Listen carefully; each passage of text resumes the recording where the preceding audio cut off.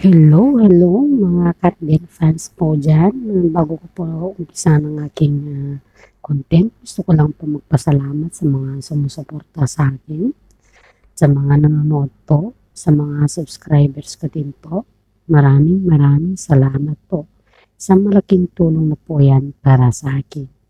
Umpisa na po natin ang update natin kila Katden na binansagan po silang Malabea Alonso at John Lloyd Cruz. Alam niyo po ba yung movie na Popoy at Basha, yung One More Chance? Yun po yung binansagan sa kanila sa ngayon. Dahil po nakikitaan kasi sila na may similarities sila sa movie na yun. Mabait naman si Popo at mabait naman po si Basha. Ganon din po kay Alden at Catherine Bernardo. Mabait din po itong mga dalawang to. Kaya ang makangkas na mga Hello, Love, Goodbye na kanilang movie ay ito po rin ang kanilang bansag sa kanila. Nilabas ang isang netizen ng interview niya kila Catherine Bernardo at Alden Richard nung nasa Hong Kong pa po sila nung habang nagsushooting po ng Hello, Love, Goodbye. Ito po ay ang isang pag-aamin na talagang sinabihan pala sila ng mga direktor at mga ABS staff, mga president, ganon, na sila po ay magiging love team. At yung pagla-love team na yun ay hindi naman sinabi ng mga direktor na magkatuluyan ba sila na may magiging relasyon, ganon po, hindi po. Pero sila po mismo ang may gusto na maging sila. At yun po ang sabi ng interview nila sa isang netizen sa Hong Kong. Ang netizen na po yun ay isa pong fans nila at yun po ay hindi pa niya nilalabas. Pero may isang video po na nilabas niya na ang pag-aamin ng Katted sa tunay na kalagayan at sa relasyon po nila sa ngayon. Kaya laking gulat po ng mga netizen na sa ngayon po ay marami nagsilabasan na kung ano talaga yung status nilang dalawa, kung totoo ba or hindi po. Ang nakakapagsabi lang po dyan ay ang sila lang po na dalawa kung talagang totoo or hindi po. Ito ngayon po natin ang kanilang relasyon at subaybayan po natin kasi sila lang po din ang nakakasagot dyan.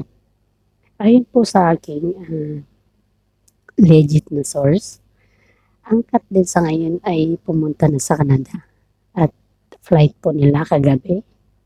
Kasama po yung mga direktor, mga staff, mga PA po nila at yung mga kasama din sa shooting. Kasi nag-uumpisa na po yung shooting nila sa Hello, Love Again. Yung drama po nila na Hello, Love Again, yan po yung pinuntahan nila sa Canada at magkasama po silang nag-flight. Kasama po si Catherine, kasama din po sila ni Alden. Hindi po sila nagkiwalay na nag-flight. Laking tuwa ng mga netizen nung nalaman na magkasama ang Catherine sa airport at magkasama din silang spotted sa aeroplano. Kaya ang mga buzzers na nagbabas sa Catherine na kung sinasabi po nila na hanggang movie lang yan, hanggang bakit yung performance ni Catherine, bakit muntik nang makita yung ganito. Kasi nung sila ni Daniel, wala namang ganyan, hindi naman nagsusot si Kat ganyan. Parang ang daming question kay Catherine sa ngayon. At simula nung nag-perform si Catherine sa Century Tuna, marami na din pong nababas sa kanya. At nung spotted na naman sila ni Alden sa stage, backstage ng Century Tuna habang nagpa-perform si Catherine, ang dami na naman pong nababas sa kanya. Yung mga nababas po sa kanila, yun po yung previous na Katniel fans nila noon. Wag po natin ibas si Catherine. Para sa akin, wag po natin ibas si Catherine kasi tao lang din po yan eh. Sana naman ma-appreciate natin yung mga effort, yung mga ginagawa ni Catherine sa industriya, sa mga pelikula, na kung saan po ay mga project po niya yun. Kaya po niya ginagawa yun para yun po yung patunay na gusto niya pong mag-move on sa lahat ng mga past niya kay Daniel Padilla. Kaya po sa atin po sa mga Katniel supporters, please wag po tayong mag-bash kasi kapag binabas mo kasi isang tao, parang may mali ka na kasing nakikita na hindi ka aya-aya. Pero kahit sa ganun, wag natin po idahan sa social media. Kasi nakakaya din po. Kasi Catherine naman po ay isang disenteng tao. Hindi naman po siya yung kung ano-ano lang para ibas natin na ganyan lang kadali. Mag-isip-isip po tayo ng mabuti.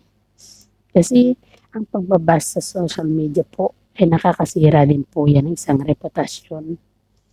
Kaya lahat po tayo maging positibo po. Huwag po nating hayaan na ang negative ang bumabalot sa ating katauhan. Tingnan po natin ang isang comment na naman na sa mga Kat-in fans. Maraming salamat Kat. Sana'y gabayan ka ni Panginoon sa inyong paglalakbay. Alam naman namin na ito ang gusto mo at gusto mo rin mag-move on. Kaya kung anong gusto mo at yung nakakabuti sa'yo, suportado po kami. Maraming salamat again. Wow, ang bait naman nitong netizen na nag-comment ng ganito kay Catherine Bernardo. Positibo talaga. Ito talaga yung hinahangaan ng mga tao, yung palagi kang mag-comment ng positibo para kahit paano sa pang-araw-araw mo, positibo din po yung darating sa'yo. Kasi pag puro ka negatibo, lahat po yan magiging negatibo, masisira din yung araw mo. Kaya sa mga netizen, mga supporters ni Kat, please stay positive lang po. Kasi ang pagiging positibo po ay nakakagaan sa buhay natin.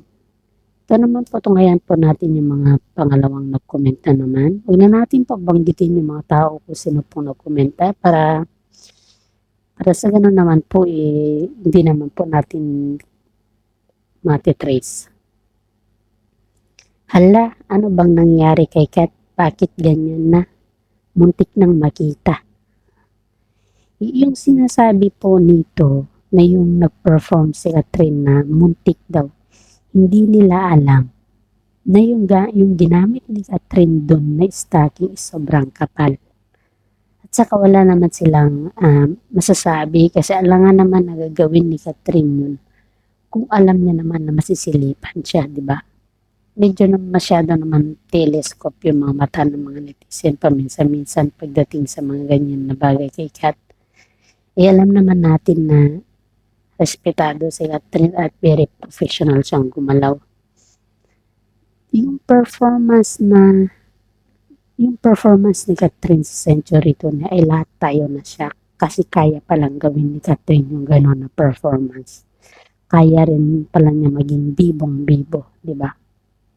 Sa lahat ng mga kagaya ko na nabigla, napaka-proud. Proud ako dun sa performance ni Catherine at nagandahan ko. Kasi bagay na bagay kay Catherine. Nag-matured si Catherine dun sa kanyang performance. Hindi yung titignan mo yung kamalian ng ibang tao sa pagsilip lang. Mali po yun eh, kung titignan natin. Ang tignan mo yung magandang kabutihan, yung maayos at saka yung wala kang masasabi na puro negatibo sa kapwa mong tao. Yun yung pinaka-positive sa akin. Kaya sa atin po lahat, huwag tayong maging negatibo. Kasi ang pagiging negatibo sa kapwa mong tao ay hindi yan ikakabuti ng buhay mo, kundi ikakasama po yan ng buhay mo. Ito lang pong aking masasabi. Maraming salamat po. Tungayan po natin please kung gustuhan niyo po ang aking comment, ang aking content, please subscribe at share. Free lang po ang mag-comment. Maraming salamat